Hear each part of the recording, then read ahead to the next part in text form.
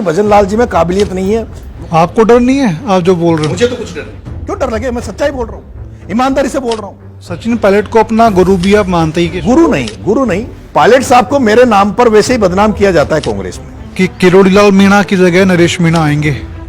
सवाल ही नहीं है। मैंने तो बहुत पूजा करी आप डॉक्टर साहब, मैंने मेरी सेवा में क्या कसर छोड़ी?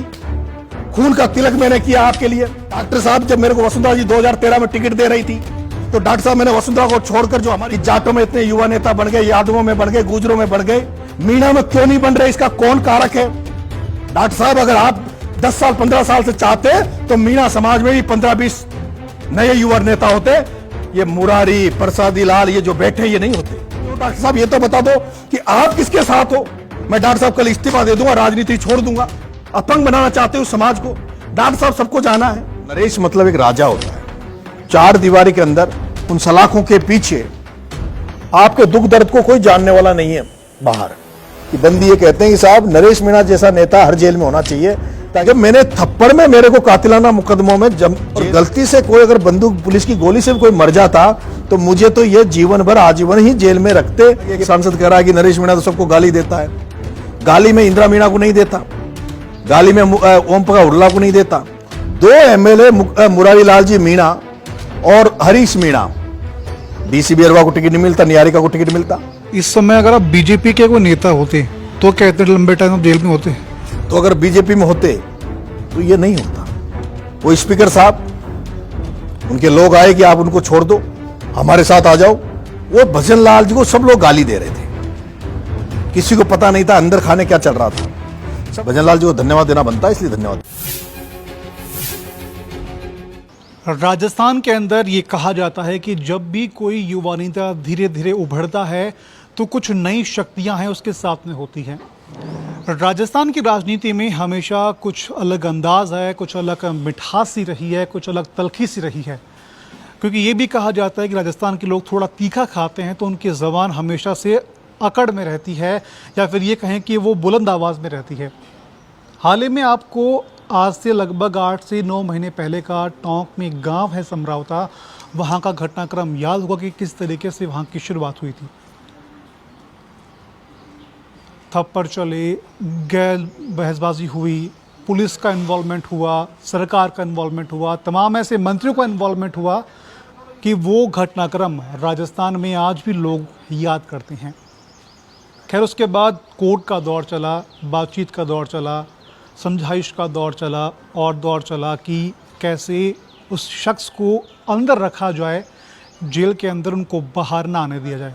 लेकिन कहते हैं उन्हीं की भाषा में कि नीली छतरी वाले का न्याय जब मिलता है तो छप्पड़ फाड़ के मिलता है। खैर, उनका ये स्टेटमेंट जब वो जेल से एक बार बाहर आए थे तब भी उन्होंने कहा था कि नीली छतरी वाले पर मुझे पूरा भरोसा है, और उस भरोसे को उस नीली छतरी वाले ने कायम भी रखा और वो बाहर भी आ चुके हैं। हम जिस शख्स की बात कर रहे हैं उनको लोग प्यार से नरेश के नाम से जानते हैं, नरेश मीणा के नाम से जानते हैं। हालांकि शुरुआत हम उन्हीं से करेंगे कि आखिर उनके नाम में ऐसी क्या महिमा है, या फिर क्या उनके नाम में ऐसी पावर है कि लोग उनसे जुड़ते चले जाते हैं। देखो, नाम तो जो दिया है वो माँ बाप ने दिया है। अब उन्होंने क्या सोच के नरेश नाम दिया ये तो उन्हीं को पता होगा। पर नरेश मतलब एक राजा होता है। राजा मतलब एक नेतृत्व करता, राजा मतलब जो न्याय करे। और मेरा भी ये मन है कि मैं नरेश बनूं, नाम जो है उसको साबित करूं, और उसी के लिए प्रयासरत रहता हूं, जनता के बीच में रहता हूं। जितना मेरे से कोशिश होती है उतनी जनता की मदद करने का प्रयास करता हूं। जनता के बीच में रहते, जनता से भी काफ़ी जुड़ाव आपका है, जनता भी आपके लिए काफ़ी प्रोटेस्ट करती है।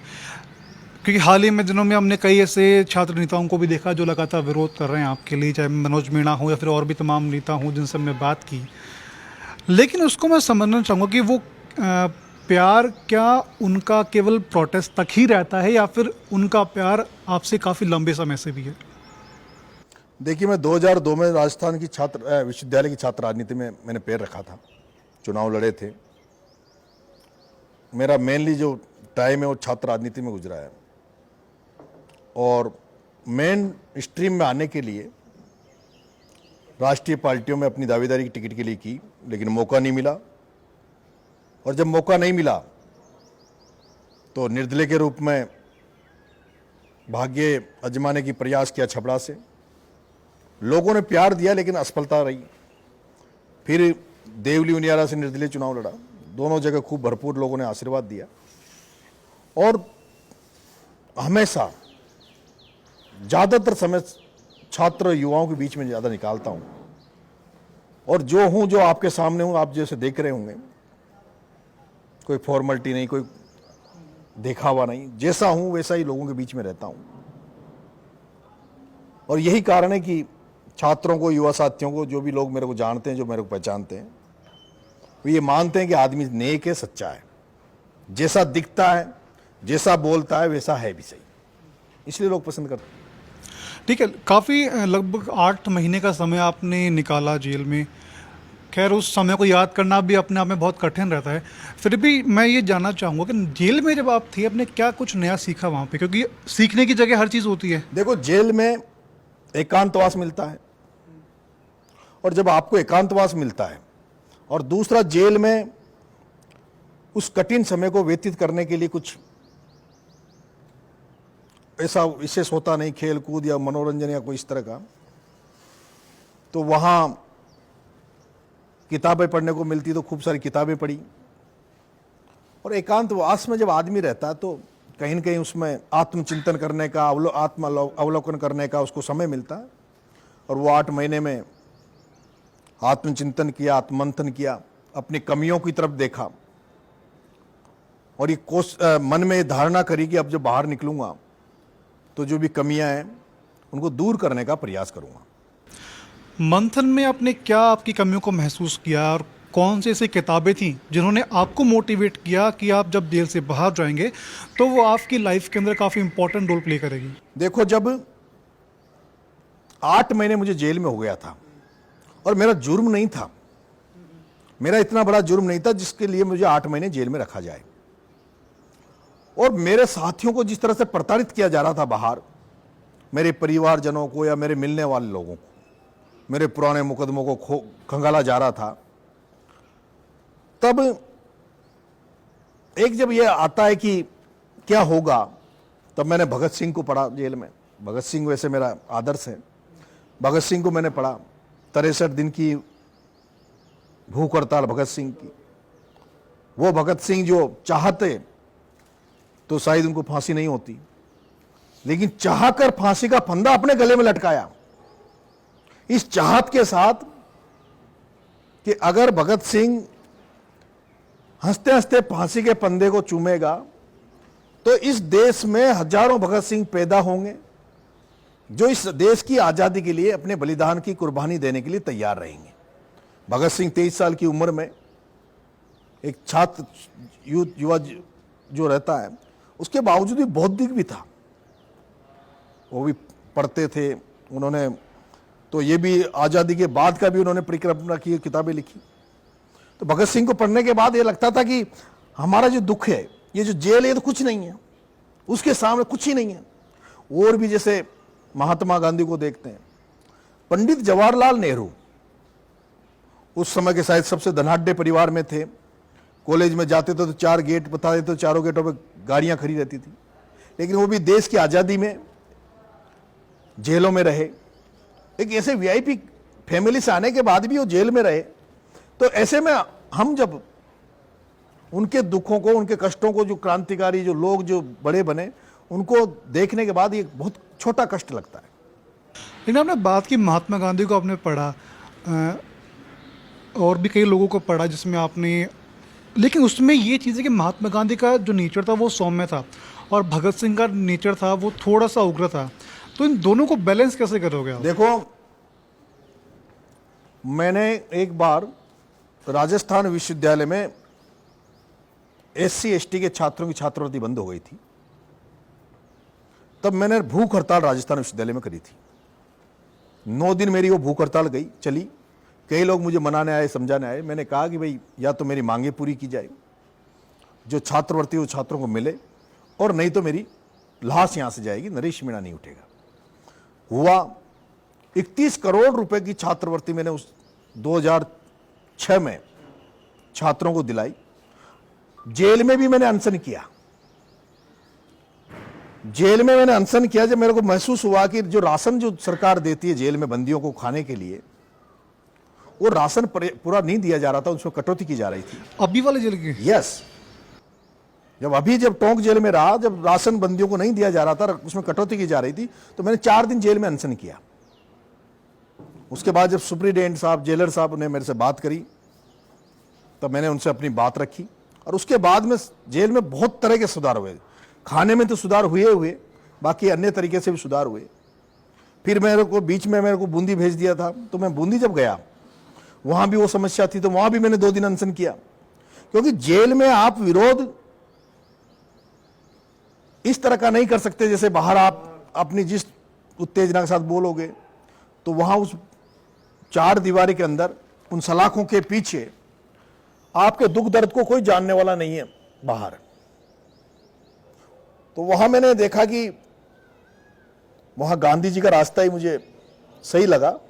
वहां बूंदी में भी मैंने 2 दिन अनशन किया, और वहां भी खाने की व्यवस्था सही हुई। मैंने कहा सुप्रीटेंडेंट साहब, मैंने कहा जो राशन सरकार दे रही है वो हमें मिलना चाहिए, और इसलिए भी मिलना चाहिए कि बाहर लोग लंगर लगाते हैं, लोगों जनता को, गरीबों को खाना खिलाते हैं धर्म प्राप्त करने के लिए, पुण्य प्राप्त करने के लिए, और आप जो सरकार अन्न दे रही है, सरकार राशन दे रही है, उसमें भी कटौती कर रहे हो, तो ये तो वैसे ही नहीं करना चाहिए। लेकिन मैं जब तक जेल में रहा, वहां के जेल प्रशासन ने मेरी जो भी मांगे थी, जो सुधारों की जरूरत थी, वो सारे सुधार रखे, और मेरा बंदियों से बड़ा अच्छा रहा। जब मैं कोई तारीख में जाता था, तो जो गार्ड पुलिस की जो आती थी, वो गार्ड कहती थी कि जब हम लोग बंदियों को लेकर जेल से जब जाते हैं कोर्ट में, तो बंदी ये कहते हैं, दोनों ही जेलों के, ये रिपोर्ट आई उनके पास, कि बंदी ये कहते हैं कि साहब, नरेश मीणा जैसा नेता हर जेल में होना चाहिए, ताकि बंदियों को अच्छा खाना मिले, अच्छी सुविधाएं मिले। खैर, आप जब जेल से बाहर आ गए, उसके बाद का फिर? जेल से बाहर आया, मेरा मन था पहले तो कि 25 फरवरी को विधानसभा घेराव हो रहा था, लेकिन वो समझौता हो गया था, तो वो विड्रॉ हो गया था। बाद में मेरी इच्छा थी कि जिस दिन मैं जेल से निकलूं, वो जो विड्रॉ हो उसकी पूर्ति जेल पे हो। जो लोग मेरे चाहने वाले, शुभचिंतक, वो सारे लोग जिन्होंने मेरे लिए मदद करी, हेल्प करी, इस बुरे समय में मेरे साथ खड़े रहे, वो सब लोग, कि मैं जेल के बाहर जब निकलूं तो उनके सबके दर्शन करूं। लेकिन फिर माननीय न्यायालय का सशर्त जो आदेश आया, उस माननीय न्यायालय के सशर्त आदेश के कारण से वो सब भी विड्रॉ हुआ। फिर मेरा फर्ज था कि सबसे पहले जिस गांव ने मुझे पुनर्जन्म दिया, जिस गांव ने मुझे ये सब ओहदा दिया, जिस गांव ने मेरे प्रति विश्वास जताया जनता में, उस गांव के दर्शन करूं, उस गांव की मिट्टी को चूमूं। तो सबसे पहले फिर मैं समरावता गया। समरावता से देवनारायण भगवान के ढोक दे के फिर मैं अपने बच्चों से मिला हूं। फिर दूसरे दिन खाटू श्याम जी गया। अब आप लोगों से, सब लोगों से मिल रहा हूँ। मतलब जेल से बीच में एक बार जब आप बाहर आए थे, जब आपने बोला कि नीली छतरी वाले का न्याय, मुझे उस पर भरोसा है, वो जल्दी मिलेगा, मैं चाहूँगा कि थोड़ा विस्तार से बताएं कि आखिर क्या कनेक्शन है नीली छतरी वाले से? कि आपके नाम में भी नरेश है, उनके नाम में भी नरेश है। देखो, मैं बिल्कुल बीच में होपलेस हो गया था। मुझे ऐसा लगा था कि शायद मेरे लिए राजनीति बनी नहीं है। पहली बात तो जो राजनीति में जो साधन संसाधन जो चाहिए वो नहीं है। दूसरा, गॉड फादर पकड़े, लेकिन वो गॉड फादर भी काम नहीं आए। जो राजनीति में टिकट मिलता जिससे आगे बढ़ूं, वो भी नहीं हुआ। तो एक तरह से डिप्रेशन सा था, होपलेस हो गया था।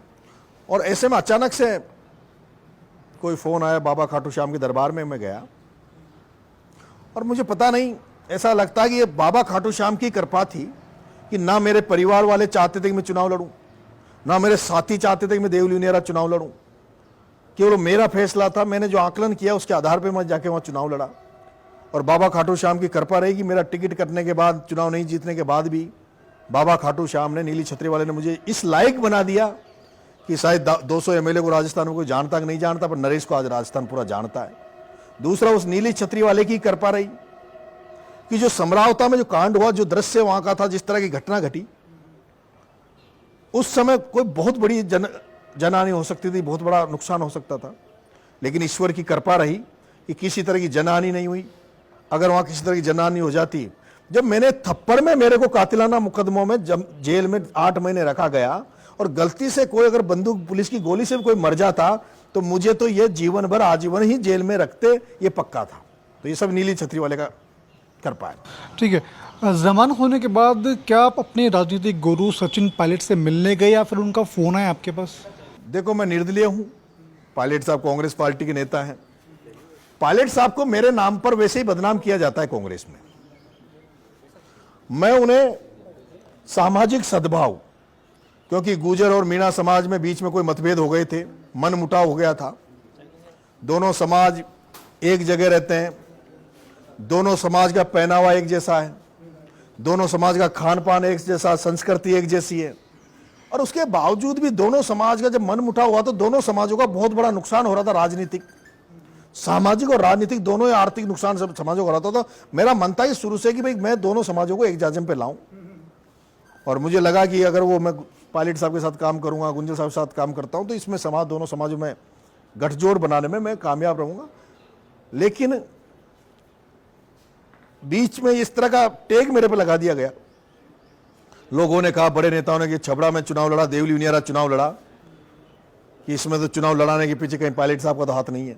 अब मैं अभी उनके पास चला जाऊं, कल खबर बनेगी, ब्रेकिंग बनेंगे, आप ही ब्रेकिंग चलाओगे कि नरेश मीणा बागी होकर कांग्रेस को हराकर सचिन पायलट के पास जाते हैं और सचिन पायलट नरेश मीणा को आशीर्वाद देते हैं, तो फिर आप देखते हो उस ब्रेकिंग का क्या असर होता है। नहीं, लेकिन सचिन पायलट को अपना गुरु भी आप मानते ही कि शुरुआत आपने की है, उनको फॉलो भी। गुरु नहीं, ठीक है, वो एक आज की राजनीति में बहुत कम उम्र होने के बाद भी जिस तरह की वो राजनीति करते हैं, सभी लोग, सभी वर्ग, सभी तबके, उनको हर तबका, हर वर्ग पसंद करता है। उनकी बोलचाल की भाषा, उनका व्यवहार, उनका नेचर, हंस के बात करना, एक अलग ही आकर्षण होता है। तो वो राजनीति में देखने को नहीं मिलता। और यूथ हैं, हम युवा हैं, छात्र राजनीति से आए, वो भी युवा हैं।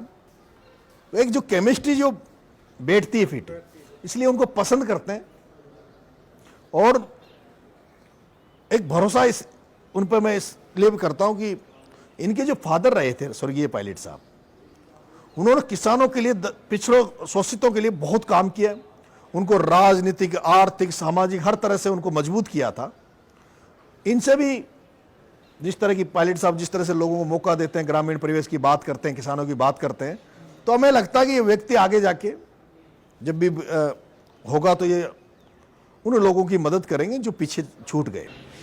ठीक है, मैं ये जानना चाहता हूँ कि क्या आपको लगता है कि आपको जेल भेजने के पीछे किसी पॉलिटिकल साजिश का या फिर टोटली पॉलिटिकल एंगल था, टोटल पॉलिटिकल राजनीतिक साजिश थी। हाड़ौती से लेके पूर्वी राजस्थान का के धड़े लगे हुए थे। हाड़ौती में जो व्यापारीकरण जिन्होंने राजनीति का कर रखा है, जिन्होंने राजनीति को पैसा कमाने का धंधा बना लिया, उनके खिलाफ मैं आवाज उठाता हूं, लड़ाई लड़ रहा हूं। उन लोगों के खिलाफ हाड़ौती में मैं लड़ाई लड़ रहा हूं जिनके वोट नहीं है 4, जिनके वोट नहीं है 4, लेकिन 4 जिलों पे राज करके बैठे हैं। वहां बहुत बड़ी संख्या में धाकड़ समाज, माली समाज, गुर्जर समाज, मीणा समाज, जिनकी तादाद लाखों में, उनको वहां दरी बिछानी पड़ती है, उनको उनके झंडे उठाने पड़ते हैं। 4 व्यक्ति वहां मालिक बन के बैठे हैं। उनकी राजनीति के खिलाफ जब आवाज उठाता हूं तो वो 4 लोग तो हाड़ौती के। और पूर्वी राजस्थान में जब आता हूं तो मैं मेरे समाज के जो नेता बैठे हैं, जो ये सोचते हैं कि हम बने रहे और हमारे बाद में हमारे बच्चे बने, कोई नया वैक्यूम तैयार नहीं हो, नए लोग राजनीति में नहीं आए, उनको ऐसा लगता है कि अब जब मीणा समाज में जो युवा साथी आ रहे हैं, और वो युवा साथी छात्र राजनीति से निकलने वाले लोग जब जाट समाज की तरफ देखते हैं, जब गुर्जर समाज की तरफ देखते हैं, जब यादव समाज की तरफ देखते हैं, वो मीणा समाज के युवा छात्र जब ये देखते हैं, छात्र नेता ये देखते हैं कि जाट समाज में युवा साथी बहुत सारे एमएलए बन गए, एमपी बन गए, गुर्जर समाज में 50 साल के नीचे बहुत सारे नेता हैं, यादव समाज में है, मीणा समाज में ऐसा कौन सा प्रश्न चिन्ह, ऐसा क्या कारण है कि मीणा समाज में विश्वविद्यालय में 2 अध्यक्ष होने के बावजूद भी कोई एमएलए नहीं बना, ना कोई छात्र राजनीति से आके बना। जो लोग हैं वही लोग हैं जो स्थापित हैं, और वो लोग अब अपने बच्चों के भविष्य को सुधारने के लिए, अपने बच्चों को स्थापित करने के लिए राजनीति कर रहे हैं। तब उनको लगता है कि ये जो एक खेमा तैयार हो रहा है, जो बागी बनने वाला, हमारे परिवारों के लिए खिलाफ, हमारे बच्चों के खिलाफ, उनको लीड करने वाला नरेश मीणा है। क्योंकि नरेश मीणा तो एक जगह चुनाव लड़ेगा, लेकिन मैं चैलेंज कर रहा हूं हाड़ौती से लेकर पूर्वी राजस्थान की 30-35 सीटों तक के नेताओं को। कई लोग कह भी रहे हैं, कोई कह रहा था, आज आया था कि एक सांसद कह रहा है कि नरेश मीणा तो सबको गाली देता है। गाली में इंदिरा मीणा को नहीं देता, गाली में ओम प्रकाश हुड्डा को नहीं देता, क्योंकि वो खुद जगह बनाकर आए हैं। गाली में उनको देता हूं जो इन्होंने समाज के लिए कुछ करते नहीं है, कुंडली बनाकर वंशवाद की राजनीति करके बैठे हैं, समाज का नुकसान कर रहे हैं। दो एमएलए मुरारी लाल जी मीणा और हरीश मीणा, अगर वो दोनों एमएलए थे और सांसद के चुनाव वो नहीं लड़ते और मीणा समाज में दोनों सीटों पे दो अलग दूसरे लोगों को मौका दे देते, तो दो नेता और पैदा हो जाते समाज में। अब इन लोगों को गाली नहीं दे तो क्या करें? इन लोगों को अगर इनके खिलाफ आलोचना नहीं करें, इनके खिलाफ बोले नहीं तो क्या करें? मैं अगर इस विधानसभा उपचुनाव में अगर ये घोषणा नहीं करता कि अगर दोनों एमएलए ने, दोनों सांसदों ने अगर अपने बच्चों को चुनाव लड़ाया, मुरारी लाल जी ने अपनी बेटी को लड़ाया और अगर हरीश मीणा ने अपने बेटे को लड़ाया, तो नरेश मीणा दोनों जगह चुनाव लड़ेगा और दोनों जगह जमानत जब्त कराएगा। अगर मैं ये नहीं कहता तो दोनों के बच्चे चुनाव लड़ते, डीसीबी अरवा को टिकट नहीं मिलता, निहारिका को टिकट मिलता और हनुमंत को देवली उनियारा में टिकट मिलता। और वो ये चिंता नहीं करते कि हारते जीतते, उन्हें कोई फर्क नहीं पड़ता कांग्रेस का नुकसान हो कि नहीं हो, उनको तो ये फर्क पड़ता है कि हमारे बच्चे स्थापित हो जाए। मुरारी लाल जी मीणा कांग्रेस से मंत्री बनते हैं, कांग्रेस से सांसद है, कांग्रेस से एमएलए, और उनकी बेटी को निर्दलीय चुनाव लड़वा देते हैं विश्वविद्यालय का। ये कौन सी राजनीति है भाई? हरीश जी मीणा भारतीय जनता पार्टी से सांसद बन जाते हैं, फिर कांग्रेस में आगे एमएलए बन जाते हैं, और उनके एक खानदानी भाई, एक ऐसा नमोनारायण मीणा जिसको सब लोग अच्छा पसंद करते थे, उसकी राजनीतिक हत्या कर देते हैं। ऐसे लोगों की आलोचना नहीं करें, ऐसे लोगों को चेहरों को दुनिया के सामने नहीं लाएं, तो फिर क्या करें? बात आपकी पॉइंट है। इसी बीच आपने इंदिरा मीणा का नाम लिया, वो अब से मेरी अब उनसे बात हुई थी बीच में कुछ दिन पहले, उनका इंटरव्यू हमने किया था, उनसे भी हमने पूछा था, वो जेल में आपसे मिलने गई थी। उसके बाद क्या आपकी जेल से बाहर निकलने के बाद फ़ोन पे कैसे उनसे बात हुई? हाँ, मेरी जेल से आने के बाद इंदिरा जी से बात हुई। जिन लोगों ने मेरी मदद करी है, मैंने लगभग उनको सबको फ़ोन करके थैंक्स दिया है। मैंने जेल से निकलते गुंजल साहब को, प्रताप जी भाई साहब को, राजेंद्र जी गुडा को, विजय भाई साहब को, अतुल जी प्रधान, नीटू जी सिकरवाल मध्य प्रदेश के सांसद का चुनाव लड़े थे कांग्रेस से, उनको, बाबूलाल जी झंडेल, तमाम लोग, हमारे प्रशासनिक अधिकारी टीकाराम जी मीणा, केसी घुमरिया जी, तमाम लोग जिन्होंने मेरी मदद करी, वकील, उन सबको मैंने थैंक्स दिया है। और मैं तो नाम भी ले रहा हूँ खुले, जिन्होंने मदद करी है, कभी मौका आएगा तो उनका कर्जा चुकाऊंगा। फ़ोन करने में टाइम कितना लगा? क्योंकि एक एक को कॉल करना आपके लिए, देखो ऐसा है, मैं जेल में निकलते ही तो पहली बात तो मेरा मोबाइल वगैरह, लेकिन जब भी जैसे मेरे पास मोबाइल आया तो सबसे पहले मैंने उन लोगों को सबको धन्यवाद दिया जिन्होंने मेरी मदद करी। आपके वकील है फतेहराम मीणा का, उनका एक वीडियो था, क्योंकि जब आप जैसे जेल से रिहा हुए, मैंने आपको वहाँ नोटिस भी किया था समरावता के अंदर, वहाँ पे भावुक हुए थे। उससे पहले जब फतेह मीणा, जब आपकी रिहाई का ऑर्डर आ चुका था कि उनको ज़मानत उनकी मंजूर की जाती है, उस समय उनका भी एक वीडियो था, वो बहुत भावुक हो गए थे। किस नज़रिए से, कैसे देखते हैं? फतेहराम जी पेशे से वकील थे उस टाइम पर, लेकिन उससे ज़्यादा फर्ज वो एक बड़े भाई का निभा रहे थे। 8 महीने तक रोज टोंक जाना, बूंदी जाना, जयपुर जाना, कोर्ट के चक्कर काटना, मेरे परिजनों को संभालना, मेरे मदद करने वालों को संभालना। उन्होंने जो 8 महीने जो मेहनत की मेरे को छुड़ाने के लिए, वो एक वकील नहीं, एक बड़ा भाई कर सकता था। और उन्होंने वो विकट समस्याएं देखी, उनको भी कई लांछन लगे, कई लोगों ने उनको कई तरह से टॉर्चर किया। उनको, जो आदमी मेहनत करता है उसकी, और फिर मेहनत करने के बाद भी अगर कोई लोग उसको ट्रोल करे तो दुख होता है, उनको दुख था। और वो जब से जमानत मिली तो एक आदमी का, इस तरह का जो व्यक्ति भावनात्मक रूप से चाहते थे कि भाई नरेश को बाहर आए, नरेश का वो हो, तो वो व्यक्ति इमोशनल हो गए थे। आपने ये भी कहा था कि सीएम भजनलाल शर्मा ने जो वादा किया था एक समय, वो भी जब आपने बोला कि उन्होंने वादा निभाया नहीं। देखो, मैं जेल में था, पहले तो सरकार ने और कुछ नेताओं ने मुझे मिलकर जम के रगड़ा, धाराएं लगाने से लेके, जेल भेजने से लेके, मेरे पुराने मुकदमों की लिस्ट लाने से लेके, मेरे साथियों को मुलजिम बनाने से लेके, मेरे साथियों के हाथ पांव पुलिस की लाठियों से हाथ पांव तोड़ाने से लेके वो मकान तोड़ना, समरावता में आगजनी करना, ये तमाम काम सरकार के उसमें हुए, माननीय मुख्यमंत्री जी के निर्देशन में रहे।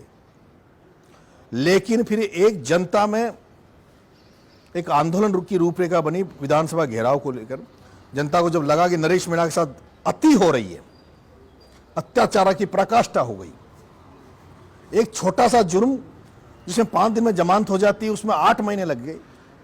जब जनता को लगा कि इसकी राजनीतिक हत्या करना चाहते हैं, एक युवा जो अपनी जगह बनाना चाह रहा है उसको सारे लोग मिलकर इसकी हत्या करना चाहते हैं, तो जनता जनार्दन ने आशीर्वाद दिया। जनता जनार्दन सड़कों पर उतरी, जनता जनार्दन ने आंदोलन की घोषणा करी। और जब जनता जनार्दन ने आंदोलन की घोषणा करी तो उसका इनपुट जो सरकार के पास आया 25 फरवरी का, वो इनपुट इतना खतरनाक था सरकार के पास, जो सरकार ने, मेरे लोग जो गए उनको बताया, 4.5 लाख लोगों के ऊपर आने की उसमें सरकार ने इनपुट दिया था, बड़ी जनहानि का अंदेशा था। और उससे बैकफुट पे जाके सरकार ने मेरे साथियों से, मेरे पिता को बुलाकर सीएम साहब ने बात करी। उन्होंने भरोसा दिया कि मैं अच्छा सच्चा नरेश के लिए करेंगे, जो भी मांगे हैं उनको पूरा करेंगे और 30 मार्च तक नरेश को छुड़ा देंगे। उन्होंने प्रयास किए मुख्यमंत्री जी ने। और मैं जब जेल से आया था बाहर, तो कोई भी व्यक्ति, बाहर जो लोग बैठे हैं, वो भजन लाल जी को सब लोग गाली दे रहे थे। किसी को पता नहीं था अंदर खाने क्या चल रहा था। सब लोग कह रहे थे भजन लाल ने वादा खिलाफी करी, भजन लाल ने धोखा दिया। और यही कारण था कि मेरी जब जमानत नहीं हो रही थी, मेरे लोग जा रहे थे, बार बार कह रहे थे मेरे से कि साहब सीएम साहब पूरी मदद कर रहे हैं, सारा चीज चल रही है। फिर मैं उनको डांटता था, भाई फिर जब सीएम साहब चाह रहे तो मेरी जमानत क्यों नहीं हो रही। तब मैंने एक दिन गुस्से में आके कहा कि भाई भजन लाल जी को मेरा जो वादा है वो वादा निभाना चाहिए। लेकिन जब फिर मैंने बाद में जब जुडिशरी में जो सिस्टम देखा नीचे, और जब मेरे को महसूस हुआ कि एक खेमा था, वो खेमा मेरे को तो जहां वो बिल्कुल खत्म करना चाहता है, वो कहीं न कहीं भजन लाल को भी अस्थिर करना चाहता है। वो ये दिखाना चाहता है कि भजन लाल जी में काबिलियत नहीं है मुख्यमंत्री रहने के लेवल की। भजन लाल जी असफल हो गए, नरेश मीणा को धोखा दे दिया भजन लाल जी ने। तो एक बहुत बड़े समुदाय में और बहुत बड़े राजस्थान में ये बात जाए कि देखो मुख्यमंत्री ने वादा किया और वो वादा नहीं निभा पाया, वादा खिलाफी भजन लाल ने की। ये भी एक बड़ा दाग था। ये आपको मालूम भी होगा, बीच में चर्चा हुई भी थी। ये बड़ा दाग था भजन लाल जी के लिए। लेकिन अंदर खाने जो भजन लाल जी हमारी मदद कर रहे थे, मेरी मदद इसलिए इस तरह से करी कि उनियारा से मेरा कोर्ट, दोनों केस मेरे टोंक लाए गए। मेरे जो पीपी थे, पहले डबल एजी सब लगे मेरे खिलाफ, लेकिन बाद में पीपी वगैरह जो लगाए गए, उन पीपीओ ने मेरी मदद करी। मेरे जो मुकदमे में जो मुलजिम बनाए बाकी रह रहे थे, उनको जांच बदल के उनको मुलजिमों को हटाया गया। लास्ट में हाईकोर्ट में तो पीपी, सरकारी पीपी ने कह दिया कि भाई मेरी सहमति है, नरेश मीणा को जमानत दे दो। यहां तक जब कह दिया, तो इसलिए ईमानदारी के साथ, सच्चाई के साथ भजन लाल जी को धन्यवाद देना बनता है, इसलिए धन्यवाद दे रहा हूं। समरावता घटनाक्रम के समय मीडिया की ओर से किरोड़ीलाल मीणा से एक सवाल पूछा गया था कि क्या आप नरेश मीणा घटनाक्रम पर आपने राजनीति की है। पहले तो कहा हाँ, लेकिन बाद में वो मुकर गए, नहीं मैंने नहीं की। मैं तो जब बंद हुआ था, जिस दिन मैं गिरफ्तार हो रहा था, मेरे से एक पत्रकार महोदय ने पूछा था कि अब आपको किस पे भरोसा है। तब मैंने ये शब्द बोला था कि भाई मैं निर्दलीय लड़ रहा था, क्योंकि तो मुझे तो कांग्रेस बीजेपी में तो भरोसा हो नहीं सकता। कांग्रेस बीजेपी वाले तो मेरे वैसे मदद नहीं कर सकते थे। तब मैंने एक शब्द बोला था, जब मैं जेल जा रहा था, तो वो शब्द अंतिम शब्द था, मना मुझे डॉक्टर किरोड़ीलाल मीणा पर भरोसा है, वो मेरी मदद करेंगे। मेरे जेल जाने के बाद अब ईश्वर साक्षी है, उन्होंने कितनी मदद की कितनी नहीं की, ये जनता के सामने। इसी बीच में एक सवाल ये भी उठता है, अगर इस समय अगर आप बीजेपी के कोई नेता होते तो क्या इतने लंबे टाइम जेल में होते। क्या जी? अगर आप इस समय निर्दलीय ना हो के बीजेपी की ओर से कोई टिकट लड़ते, इस तरह का घटनाक्रम होता, तो क्या आप इस समय जेल में होते। उस 8 महीने का समय निकाला जो आपने। फिर देखो, ऐसा है, जो धाराएं ओरिजिनल बनती है, क्योंकि मेरे पे 29 मुकदमे लगे हुए हैं, सारे मुकदमे इसी तरह के जनहित के मुद्दों पर लड़ते हुए, सरकारी महकमों में के वो करते हुए, सड़क जाम करने के, और उन सब में मुझे नहीं लगता उस 2-3 दिन से ज़्यादा किसी को जेल रहना पड़ता है। 353, 332 पुरानी जो आईपीसी की धारा है, 323, 341 लगती है। अब बीएनएस में धारा बदल गई, तो अगर बीजेपी में होते तो ये नहीं होता। 8 महीने का समय नहीं निकलता आपको, मतलब आप रहना 2-3 नहीं दिन में पड़ता। छूट जाते हैं। और मैं तो एक बात और कह रहा हूं, मेरे पास बहुत ऑफर आए। बीजेपी से भी नहीं, फिर उस खेमे से जो मेरे को जेल में, जो भजन लाल जी के चाहने के बाद भी जिन्होंने जबरदस्ती मेरे को जेल में डाले रखा, वो कोटा की राजनीति, कि हमें ज्वाइन कर लो। कोटा की राजनीति की प्रहलाद गुंजल के चुनाव में नरेश मीणा के रहने से 2.5-3 लाख वोटों का जीतने का रिकॉर्ड बनाने वाले लोग 250 करोड़ रुपए खर्च करने के बाद भी 40,000 वोटों पे अटक गए थे। वो स्पीकर साहब, उनके लोग आए कि आप उनको छोड़ दो, हमारे साथ आ जाओ। और आप जानते हैं उनके साथ लगने का मतलब कि सब कुछ मिलेगा, सब कुछ मिलेगा। सब कुछ मिलेगा, आप उनको छोड़ के इधर आ जाओ। ये केस मुकदमे ये तो बहुत छोटी चीज है, सब कुछ मिलेगा, इसका मतलब समझ जाओ। पर मन का नहीं, महाराणा प्रताप को पढ़ते हैं, झांसी की रानी को पढ़ते हैं, ये नहीं होगा। उनको पढ़ने वाले कैसे जाएंगे? कैसे समझौता हो सकता है? ठीक है, थोड़ा सा आगे बढ़ते हैं, क्योंकि आप कांग्रेस में भी रहे हैं। कांग्रेस की ओर से गिनती के नेताओं का सपोर्ट आपको रहा है, जिसमें आपका प्रताप सिंह खाचरियावास का आपने जिक्र भी किया, प्रहलाद गुंजल का भी जिक्र किया। क्या आप जब कांग्रेस में थे, उन कुछ नेताओं से आप ये उम्मीद करते थे कि वो आपका सपोर्ट करें निर्दलीय होने के बाद में भी? नहीं नहीं नहीं, देखो मैं राजनीति में रहा हूं, राजनीतिक बंदिशों को समझता हूं, राजनीतिक बंदिशों को समझता हूं। और मैं दोनों जगह चुनाव लड़ा, दोनों जगह कांग्रेस का मेरी वजह से नुकसान हुआ, क्योंकि मैं कांग्रेस विचारधारा का था, कांग्रेस से टिकट मांगता था, तो मेरे को पसंद करने वाले लोग भी कांग्रेस ही थे। तो मैं छबड़ा भी चुनाव लड़ा तो छबड़ा कांग्रेस हारी, मैं देवली उनियारा लड़ा तो देवली उनियारा में कांग्रेस की जमानत जब्त हुई। तो कांग्रेस से तो वैसे उम्मीद नहीं कर सकता था, और सरकार तो वैसे ही मुझे प्रताड़ित कर रही थी, तो सरकार से कैसे उम्मीद करता। और इन राष्ट्रीय पार्टियों में बैठे हुए व्यक्ति, और ऐसे समय में मुझे नहीं लगता वो मदद, लेकिन उसके बाद जिन लोगों ने मेरी मदद करी, इन बंदिशों को तोड़कर जिन लोगों ने मदद करी, राजनीतिक दल से ऊपर उठकर, जैसे गुंजल साहब, प्रताप जी, जिनके भी मैंने नाम लिए, इन्होंने राष्ट्रीय पार्टियों में होने के बावजूद भी उस नरेश मीणा की जब मदद करी, तो उनका तो एहसान होना लाजमी बनता है। उसके अलावा क्या बीजेपी में भी ऐसे कोई नेता थे जिन्होंने आपको समर्थन दिया हो? हाँ बिल्कुल, मैं उनका नाम नहीं लेना चाहता क्योंकि उनका नुकसान हो जाएगा पॉलिटिकली। एक तो उन्होंने मेरी मदद करी, नाम लेने से उनका अगर नुकसान होता है तो मैं, लेकिन मैंने उनको दिल में बिठा रखा है। हाल ही में आपने एक सवाई माधोपुर के पुलिस अधिकारी को लेकर भी बयान दिया, जिसको भी सोशल मीडिया पर काफ़ी सवाल उठ रहे हैं कि आपने बोला कि मैं अगर वहाँ जाऊँगा तो मैं बताऊँगा कि काम कैसे होता है। देखो, मैं टोंक जेल में रहा हूँ, टोंक जेल में जो बंदी आते थे उन सबसे मेरी बात होती थी, और वहीं से मेरे पास फीडबैक ही आया।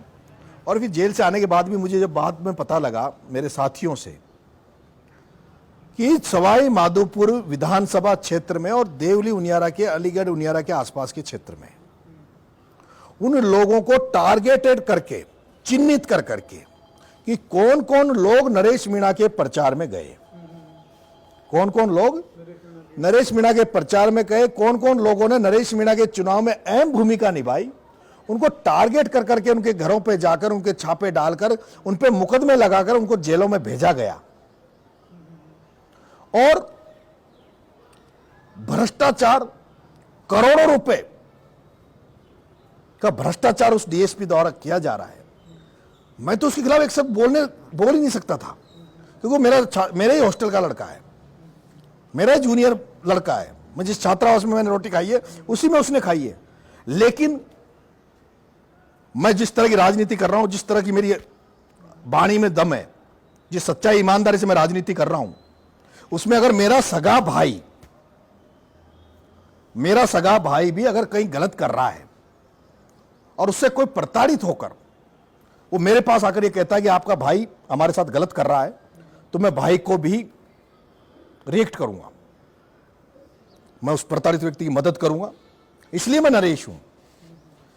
मैं एक जाति में पैदा जरूर हुआ हूं, लेकिन मेरे दिल में गरीबों के प्रति, जो असहाय लोग हैं, जो कमजोर लोग हैं, जो ये कहते हैं कि साहब हमारा तो कोई नहीं है, हमारी तो जेब जुगाड़ भी नहीं है, हमारे पास तो पैसा भी नहीं है, हमारी कोई सुनते नहीं है, हमारी कोई काम नहीं होते, वो लोग जब नरेश मीणा के पास ये आते हैं कि साहब हमारी मदद करो, हमारा कोई नहीं है, तो उनकी मदद करने के लिए नरेश मीणा हद से आगे गुजर जाता है। और ऐसे मैंने देखा है कि वहां सवाई माधोपुर में अभी, और किरोड़ी लाल जी भ्रष्टाचार के खिलाफ आवाज उठाते हैं, वो एक सर्वे करवा ले। आदरणीय किरोड़ी लाल जी मीणा जो मंत्री हैं, सवाई माधोपुर के विधायक हैं, उनसे मेरा आग्रह है, निवेदन है, और उनके लिए भी अच्छा रहेगा, आदरणीय किरोड़ी लाल जी के लिए भी अच्छा रहेगा कि वो एक सर्वे करवा ले कि माधोपुर में क्या हालात है।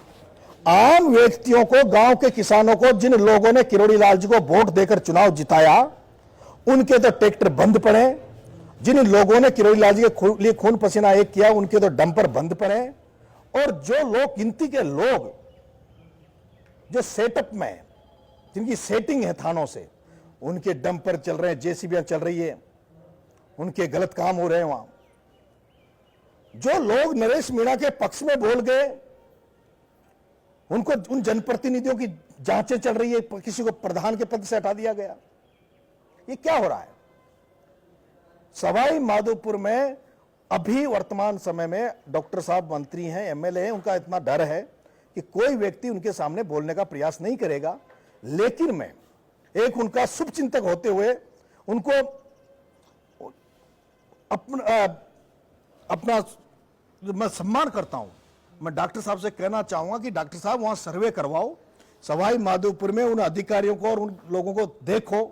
आप भ्रष्टाचार के खिलाफ, खाद बीज के खिलाफ बाड़मेर, जैसलमेर, पूरा राजस्थान आपने छान मारा, और आपके बगल में ही, आपके घर के साइड में ही भ्रष्टाचार सबसे बड़ा उस माधोपुर में हो रहा है। उसको तो कम से कम देखो डॉक्टर साहब।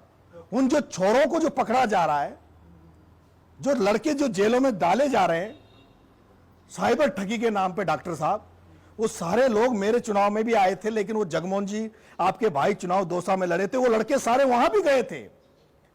और डॉक्टर साहब, जब आज वो जो गाड़ी घोड़े लेके आपके साथ घूम रहे हैं या मेरे साथ घूम रहे हैं, आप उनको कमजोर कर दोगे, तो फिर आप किसको ताकतवर बनाओगे, किस समाज को ताकतवर बनाओगे? डॉक्टर साहब, डॉक्टर साहब, हर व्यक्ति, हर नेता चाहता कि मेरे समाज में, हमारे आने वाली पीढ़ी सक्षम हो, आर्थिक रूप से मजबूत हो। नौकरियां, डॉक्टर साहब, आपने प्राइवेटाइजेशन करके नौकरियां हमारी छीन ली, आरक्षण खतरे में है, आरक्षण खतरे में है डॉक्टर साहब। जमीनें, खेत हमारे पास है नहीं, हम क्या करें डॉक्टर साहब? क्यों पीछे पड़े हुए इन युवाओं के, जो नरेश मीणा के साथ रैली में दिख जाए, उनके वीडियो खींचे जाते हैं, पुलिस को ये कहा जाता है कौन कौन लोग हैं जो नरेश की रैली में जाते हैं, उनको चिन्हित कर करके मुकदमे लगाओ। क्या दोष कर दिया डॉक्टर साहब? क्या गलती कर दी डॉक्टर साहब? मैंने तो बहुत पूजा करी आपकी, और यह भावना माधोपुर की है। मैं जनता की भावना बोलता हूं, मैं जनता की भावना बोलता हूं, मैं माधोपुर की भावना बोल रहा हूं। डॉक्टर साहब, आप तो, मैं आपके चैनलों को कह रहा हूं, मीडिया को कह रहा हूं, आज वहां सर्वे करवा लो कि कौन जीतेगा, क्या रिजल्ट रहेगा माधोपुर में। डिजिटल सर्वे करवा लो, सर्वे करवा लो, वहां के चुनावी परिणाम, अभी वोट हो तो क्या हो। डॉक्टर साहब, ये आप अपने आप को कमजोर कर रहे हो। उन जो युवा, जो लड़के, जिनको आपके ये जो अफसर जो थाने में फंसा रहे हैं, वो कमजोर हो रहे हैं। इसका मतलब आप भी कहीं ना कहीं कमजोर हो रहे हो। ये आज मेरे साथ है, हो सकता है डॉक्टर साहब कल ये आपके साथ आ जाएंगे। आपको डर नहीं है, आप जो बोल रहे हो? मुझे तो कुछ डर नहीं लगता। क्यों डर लगे? मैं सच्चाई बोल रहा हूं, ईमानदारी से बोल रहा हूं। काय का डर? मेरे तो हमले हुए, पहले भी कातिलाना हमले हुए, मरवाने का प्रयास किया गया। महुआ के मंडाउर में मुझे मरा हुआ छोड़ दिया। डॉक्टर साहब, मैं तो बोलना ही नहीं चाहता आपके खिलाफ। क्यों मेरे को मजबूर कर रहे हो? डॉक्टर साहब, मैंने मेरी सेवा में क्या कसर छोड़ी? खून का तिलक मैंने किया आपके लिए। आपने जब यात्रा निकाली राजस्थान में, तो मैंने भारतीय जनता पार्टी में, जिसमें मेरे को टिकट मिल रहा था, मैंने ठोकर मार के आपका झंडा बुलंद किया। डॉक्टर साहब, जब मेरे को वसुंधरा जी 2013 में टिकट दे रही थी, तो डॉक्टर साहब, मैंने वसुंधरा को छोड़कर, जो हमारे झालावाड़ की मुख्यमंत्री थी, उनका बेटा हमारे यहां से सांसद का चुनाव लड़ता था, उनको छोड़कर डॉक्टर साहब मैंने आपकी राजपा में विश्वविद्यालय में आपके कैंडिडेट का साथ दिया। डॉक्टर साहब, आपने मेरे साथ क्या आप मुझे खत्म कर दोगे तो डॉक्टर साहब प्रसन्न चिन्ह है डॉक्टर साहब कि जाटों में इतने युवा नेता बन गए, यादवों में बन गए, गुजरों में बन गए, मीणा में क्यों नहीं बन रहे? इसका कौन कारक है? कौन है मुख्य करता धरता जो मीणा में नए लड़के नेता नहीं बने? डॉक्टर साहब, अगर आप 10 साल 15 साल से चाहते तो मीणा समाज में भी 15-20 नए युवा नेता होते। ये मुरारी प्रसादी लाल ये जो बैठे ये नहीं होते। आप डॉक्टर साहब उल्ला के पीछे आप पड़ जाते हो, डॉक्टर साहब आप रमेश मीणा के पीछे आप पड़ जाते हो। आप मेरे लिए कहते हो डॉक्टर साहब ये तो बता दो कि आप किसके साथ हो। आप एक व्यक्ति को नाम बता दो डॉक्टर साहब, गोलमा के अलावा, राजेंद्र के अलावा और जगमोहन जी के अलावा, डॉक्टर साहब एक नाम बता दो इन 3 लोगों के अलावा कि आप मीणा समाज में इस व्यक्ति को आपके बाद में नेता बनाना चाहते हो। डॉक्टर साहब एक पे आपके जो कार्यकर्ता, चाहे वो दीपक हो, धुंधी हो, आपको जो भी मीणा समाज में कोई लगे, मैं डॉक्टर साहब कल इस्तीफा दे दूंगा, राजनीति छोड़ दूंगा। क्या चाहते हो कि अपंग बना के चाहते हो डॉक्टर साहब? अपंग बनाना चाहते हो समाज को? डॉक्टर साहब सबको जाना है, सबको जाना है। क्या होगा आपके जाने के बाद? अभी तो आप हो इसलिए उम्मीद रहती है, आप हो इसलिए उम्मीद है, कभी संकट आ जाएगा तो आप खड़े हो इसलिए उम्मीद है। लेकिन आपके जाने के बाद इस समाज का क्या होगा डॉक्टर साहब? ये जो डॉक्टर साहब अभी जो नेतागिरी कर रहे हैं ना, इनको तो इनकी विधानसभा नहीं समझती। अगर राजस्थान के आदिवासियों पर अगर संकट आ गया तो फिर क्या होगा डॉक्टर साहब? डॉक्टर साहब वो जो दूसरे नेता हैं, सांवरलाल जी जाट, सांवरलाल जी जाट किसान नेता, पीएचडी के मंत्री रहे, 1000 जाटों के लड़कों को 1 क्लास का ठेकेदार बनाया डॉक्टर साहब। और वो जब सांवरलाल जाट ने 1000 जाटों के लड़कों को 1 क्लास का ठेकेदार बनाया, आज वो करोड़ों में खेल रहे हैं, हजारों लोगों को रोजगार दे रहे हैं डॉक्टर साहब। डॉक्टर साहब मुलायम सिंह यादव ने यूपी में राजनीति करी, आज यादव समाज गर्व करता है। डॉक्टर साहब लालू यादव, डॉक्टर साहब ऐसा करो, अंतिम समय है, लास्ट समय है, ऐसा करके जाओ जो आप मसीहा बनो। हम आपकी मूर्तियां लगाएं डॉक्टर साहब, हम आपका नाम लेकर आगे बढ़े, हम कहें हमारा नेता था हमारा। और मैंने तो डॉक्टर साहब किसी भी दल में रहा, कहीं भी रहा, लेकिन मुझे जब लगा कि डॉक्टर साहब को मेरी जरूरत है, चाहे वो आंबागढ़ का प्रकरण हो, चाहे मीणा का मामला हो, जब जब भी डॉक्टर साहब मेरी जरूरत, मैं तो आपके साथ हमेशा खड़ा रहा। कम से कम राजनीतिक तौर पे मेरी मदद नहीं कर सकते डॉक्टर साहब, तो कम से कम सामाजिक तौर पर तो इस बेटे को संरक्षण दो डॉक्टर साहब। मैं डॉक्टर साहब किससे लड़ रहा हूं? जिनसे हारोती में किसी की बोलने की औकात नहीं होती डॉक्टर साहब। जिस प्रमोद जैन भाई ने पूरी हारोती को खा गया डॉक्टर साहब, हमें भिखारी बना दिया, वहां के मीणा गुजर यादव किसान कौमों को भिखारी बना दिया। ओम बिरला डॉक्टर साहब पूरी हारोती को खा रहे हैं, उनसे मैं लड़ाई लड़ने की हिम्मत कर रहा हूं। आपको मुझे आशीर्वाद देना चाहिए, आपको ताकत देनी चाहिए कि हमारा समाज में कोई बेटा पैदा हुआ है जो इन बड़े लोगों से लड़ रहा है। ये आशा करते हैं डॉक्टर साहब, ये आशा नहीं करते कि आप जो लोग मेरे साथ घूम रहे हैं उनको आप थानों में बंद करा दो। ठीक है, तो लेकिन अगर इस तरह देखें तो क्या ये माने कि आने वाले समय में वो चीज़ बदलेगी? क्या चीज? कि किरोड़ीलाल मीणा की जगह नरेश मीणा आएंगे? सवाल ही नहीं है। वो राजनीति में उनसे बड़ा कोई आंदोलन करता नहीं हो सकता, इतनी उम्र में उनसे ज्यादा कोई ऊर्जावान नहीं हो सकता, उनसे ज्यादा कोई भागदौड़ नहीं कर सकता। हिंदुस्तान में कोई पैदा नहीं हुआ जितनी ऊर्जा डॉक्टर साहब में इस उम्र में भी है। बस डॉक्टर साहब हमें इस समाज को वो सही दिशा में लेकर जाए, जो समय बचा है उसमें इस समाज को दिशा दे।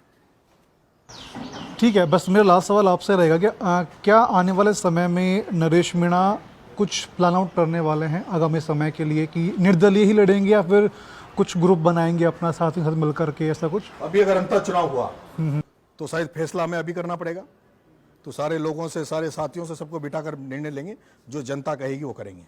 और अगर अंतर का चुनाव नहीं हुआ तो 2028 तक पहले तो जनता जनार्दन के बीच में जाएंगे, डोर टू डोर जाऊंगा, सब लोगों से मिलूंगा, सबका आशीर्वाद लूंगा, और जनता जनार्दन का आशीर्वाद मिलेगा और जनता जनार्दन जिस तरफ ले जाना चाहेगी, जो जन भावना मेरे को जिस तरफ ले जाना चाहिए उस तरफ मैं जाऊंगा। चलिए नरेश, बहुत बहुत शुक्रिया आपका, आपने अपना तमाम समय है वो दिया है। तो फिलहाल नरेश मीणा से हमने खुलकर बात की है, उनके दर्द को भी समझा है, उनके फ्यूचर प्लान्स को भी समझा है। खैर, फ्यूचर प्लान्स में नरेश आपको और कुछ नए बदले हुए दिखाई देंगे। खाटू नरेश का आशीर्वाद इनके साथ में रहेगा और तमाम इनके माता पिता का आशीर्वाद है इनके साथ में रहेगा। और नरेश मीणा का एक नया रूप है, नया लुक है। जैसे नरेश मीणा आपको उस समय देखने को मिले थे, वैसे ही नरेश मीणा या फिर उसमें कुछ खाटू नरेश का आशीर्वाद मिलकर के एक नए नरेश मीणा है आपको देखने को मिलेंगे। बने रहिए पंजाब केसरी राजस्थान के साथ।